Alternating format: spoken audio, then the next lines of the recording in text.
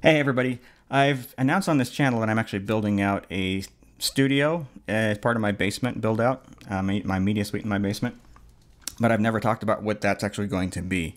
Part of that's because it's still kind of in flux and defining what I want it to be.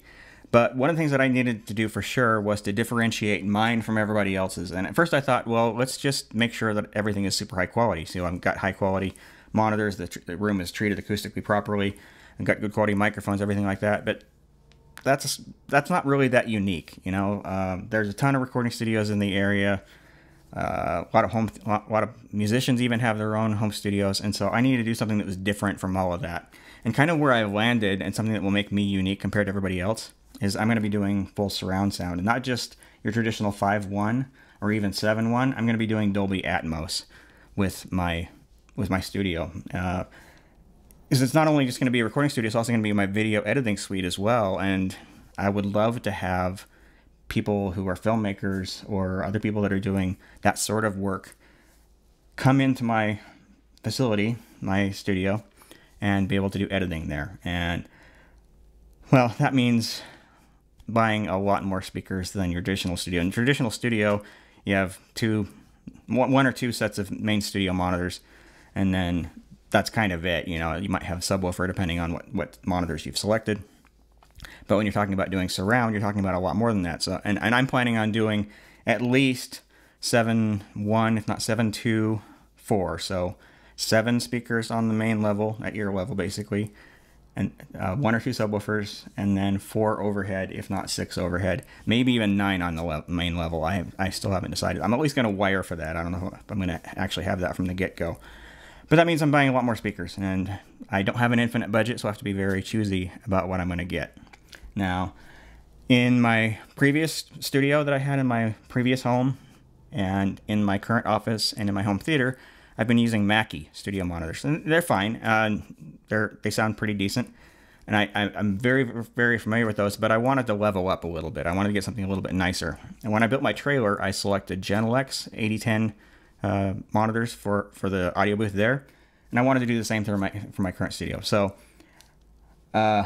because I have to be kind of picky about this, I'm trying to get by with sort of the minimum that I can get away with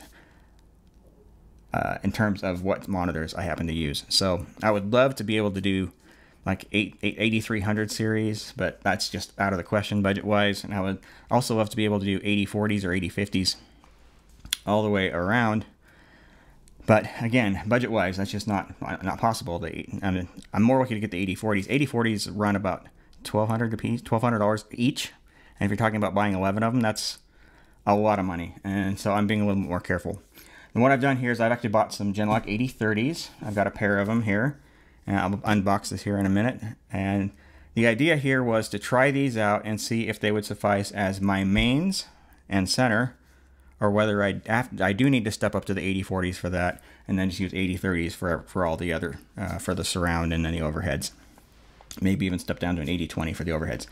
The nice thing about the Genelec speakers is like they all have the same acoustic signature, so you can mix and match sizes and not have to worry about the changing quality of the sound going from one size to another. So fortunately, I can probably get away with using some smaller speakers for some of the lesser used, some of the ones that aren't going to be playing as loud as the fronts. So anyway, I'm going to go ahead and unbox the 8030s, and I'm going to set them up, and I'm going to give them a quick listen and kind of let you know my initial thoughts. The boxes came stapled, so I've already taken care of removing the staples there. We've got power cord, of course, some protective foam, actual monitor itself. I'll set that on the desk. Like that's about it. So get this out of the way. Take this out of the bag. Now, as mentioned, I've actually had Genelec 8010s in my trailer ever since, well, not quite since I built it, but fairly early on. I put some 8010s in there, and they sound great. Very, very crisp, very, very accurate, very, very clear. And the thing that surprised me most about them was their imaging. Very, very precise imaging. And I assume that's going to be the case with these as well. So there's, I can kind of get a better view of that. So you can see it's pretty decent size. This is a 5-inch woofer in this. And then all the 8000 series have basically the same tweeter. And flip around to the back. Got some configuration switches, so depending on where you place the speaker, you might need to boost or cut certain frequencies. You can see their little chart over here on how that's done. Basically, if you put the speaker too close to a wall, then you have to reduce the bass a little bit. And we've got an input level control there. In terms of connections, we've got power, and then a single XLR for input. So, yeah. It's a nice looking speaker. I think it actually looked pretty nice. It is bigger than I anticipated, honestly. I mean, I knew it was a 5-inch woofer, but the whole body of it seems bigger and heavier than I was kind of anticipating. The only other Genelecs I've ever owned are the ones that are in my trailer. So, but yeah, I'll hook these up here and give them an initial listen and see how they sound.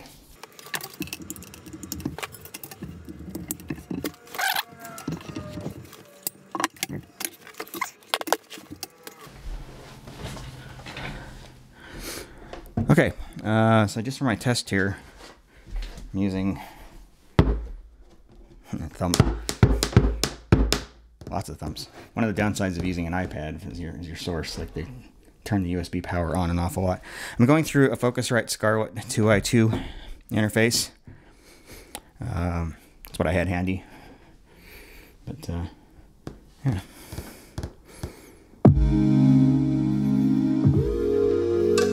Find something more exciting than that.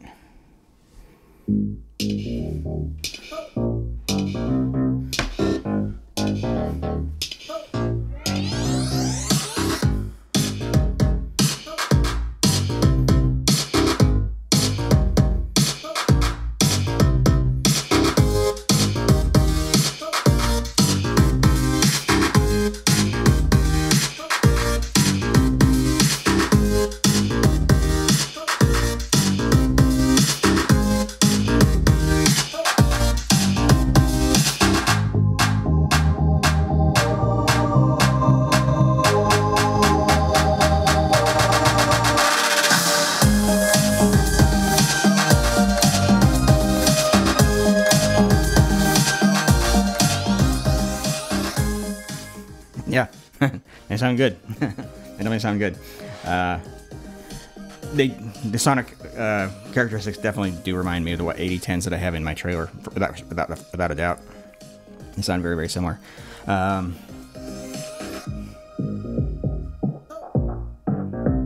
have to use YouTube audio library music because this is going on YouTube. I can't play material that I'm more familiar with for the course of the video. Imaging really is great. Let's try something else here. What else have I got? All right.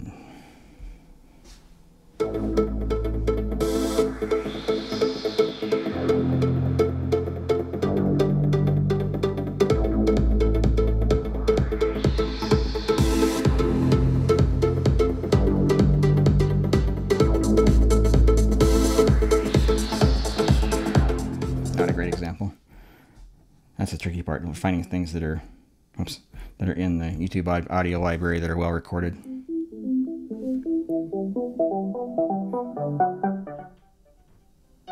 Fair amount of hiss coming out of my interface. Interesting.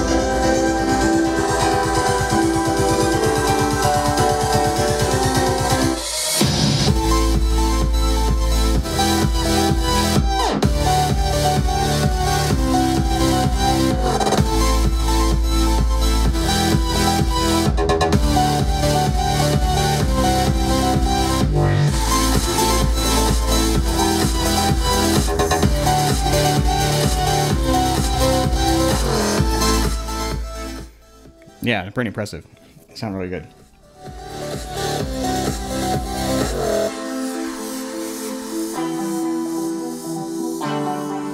Another track.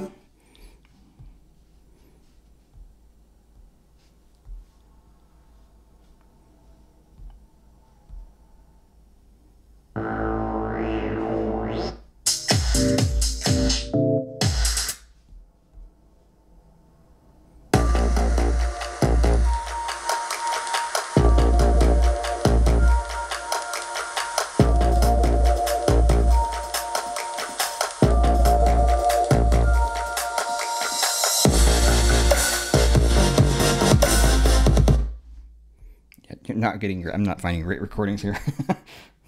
Not terrible, but. Yeah, we are in the taste of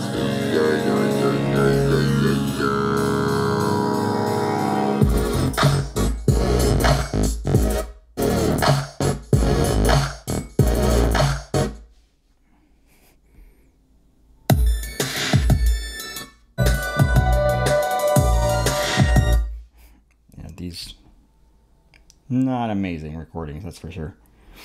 All right.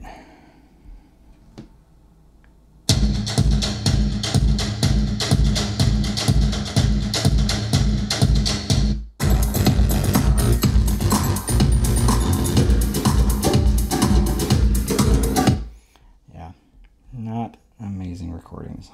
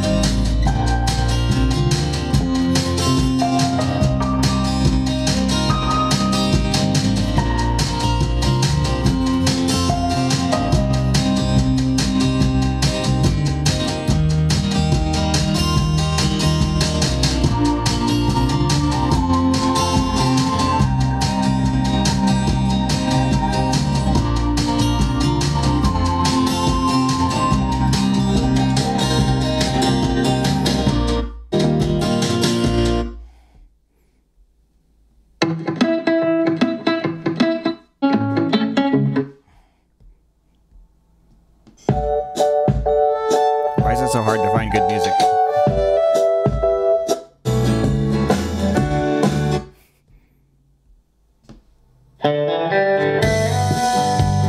No.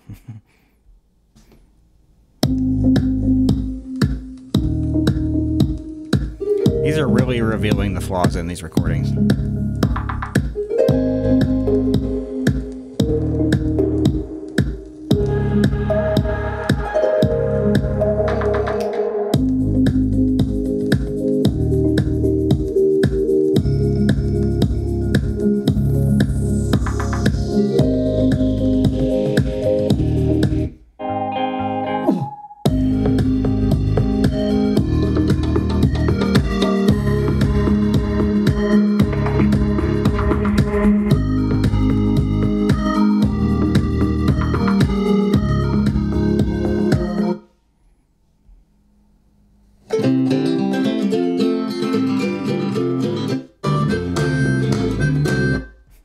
Silly little song.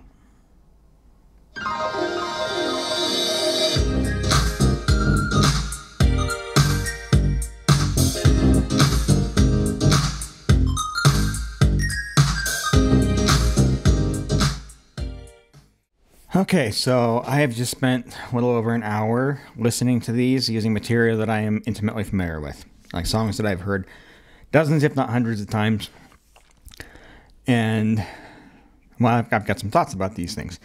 First of all, they are fantastic. There's no question about that. They have a very even, flat response. The imaging on these things is really amazing. I can hear things well outside this triangle right here. You can hear things above, to the sides, whatever, very clearly. It's not subtle. And their ability to keep separate sound sources in the mix separate is amazing. Even better than the Mackeys that I'm used to, and probably better than the Genelec 8010s I have in my trailer. That said, they're not perfect. The low frequency response basically disappears below 50 hertz, and I knew that from the specs when I going into it. So they will have to be paired with a subwoofer, a good subwoofer, in order to really be able to hear what's going on with your recordings. They're just not big enough to produce those low frequencies with enough power for that to really be clear. The other limitations I'm running into here are the room I'm listening to it in. So this room is all hard surfaces aside from carpet and the bed. And this desk is not great acoustically. It definitely has some resonances that I'm hearing. Additionally, in this situation, it's not ideal for listening to things. I'm getting reflections off the desk, reflections off the wall that's off to the side, reflections from behind me, the ceiling, etc. And that definitely colors the response of the speakers and as I'm listening to them. But with that said, I think I can kind of tune a lot of that out. And these speakers are fantastic. One thing that's very clear about these things is, as I mentioned, the ability to separate individual sound sources in a mix. So for those not familiar, one of the techniques that's used very often in studio recording it's called doubling, where you have an artist come in and sing the same part multiple times identically, or have a guitarist or whatever play the same parts over and over again and play it the same way. And then the recording, you include multiple of those takes, layer upon layer upon layer, in order to give the sound a fuller sound, for lack of a better term. Makes the thing sound bigger. It makes it sound like there's more going on. With most speakers, that doubling technique makes things sound bigger, but you're not really very easily able to hear the individual layers. With these, you can not only hear them, they're actually very clear. There was a number of recordings that I was listening to, particularly with the guitars, where when they're doubling up, I can hear each single layer by itself, separate from everything else, without any difficulty. It's not hard to hear. Whereas even on the Mackeys that I have in my in my office, even though they're great, and if I listen for it, I can hear the multiple layers. It's more of an effort on my part to hear them. On these, it's like night and day. It's very clear that they're there. So, and in addition to that, even on recordings that I've heard dozens or hundreds of times, I'm picking out new things in those that I've never heard before on these compared to what I'm used to. So, in terms of doing what a pair of studio monitors is supposed to do, letting you hear everything that's going on, these things absolutely excel at that. And at the same time, they do it with incredible clarity and incredible layer of detail, for lack of a better term, more so than any other speakers that I've owned. So they are absolutely fantastic. Not perfect. They do need a subwoofer. And the other issue I ran into, and this is kind of one that's going to force me to change some of my buying decisions, I can drive these into distortion without them getting extremely loud. In terms of building out my studio in my home, I'm going to need something louder. If we're going to be producing video-related content, movies or whatever in my studio, where we might have things like explosions going on, and while there's music playing at the same time and dialogue or whatever, I'm going to need the levels to get pretty high occasionally, and these just aren't big enough to make that happen. So for right now, these are going to be my primary mains for the studio once I get it built out. I'll get another one for center, so I'll have left, center, right. But in the longer term, these are going to get relegated to the surround positions because they don't have to play as loud for as long as the mains in the front. So ultimately, the 8030s are just not big enough and not quite loud enough for my particular application, especially in the room that I'm going to be in, where it's acoustically treated and fairly decent size. These aren't quite big enough. So I'm going to have to go to the 8040s or maybe even 8050s. Hope not in terms of the budget. But yeah, but these, like I say, these are fantastic for somebody working in a situation like this where you've got speakers on a desk like this. Yeah, they're absolutely loud enough for that. You just add a subwoofer and you're done. You've got a good enough set of speakers to mix things in stereo without question. Plenty great for that. But in my application where I'm going to be doing material that's going to be loud in a big room that's acoustically treated, I'm going to need something louder than these. So I'm going to have to step up to the bigger ones. So now, in terms of where these fall in, compared to other speakers that I've had experience with in my life, these are definitely up there. I have a song that I use as kind of a test track. It's a bit of a speaker killer. And this is going to be surprising, but it's a song from Kesha, artist Kesha, and it's called "Kiss and Tell." It wasn't one of her big hits. It's like basically unknown. It's one that I actually just stumbled across, just in my listening to music on a daily basis. So why that track compared to others? Well, as you go from the verse into the chorus, there's a kind of a mini bridge there, and in the background, as that mini bridge is happening, and then throughout the entire chorus, there is a synthesizer part that's in the background. It's a very heavy, very dark, very aggressive sound. And it's just high enough in the mix. The level is just high enough in the mix that on a good set of speakers, it's audible. But at the same time, it's not front and center at all. On consumer speakers, you don't hear the part at all. It's basically non-existent.